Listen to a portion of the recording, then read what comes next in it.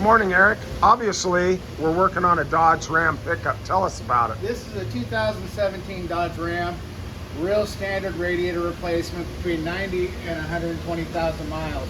When Keith came in this morning, he asked me how much I charged the customer. I told him about 550 bucks, which is an honest price. It's what it's going to cost me and the labor, that's honest. So out of curiosity, Keith asked me, well, how much did a customer expect to pay? So we Googled it. This job should run about $1,300. So the dealership is going to charge $1,400. Somewhere around there. Look, folks, Visalia Radiator is expert in this field of cooling system repair, whether it's water pumps, radiators. We can save you a lot of money, huh, Eric? We can. And we can get you out fast, too. That's where I can lower that price because of the experience of Fabian and I.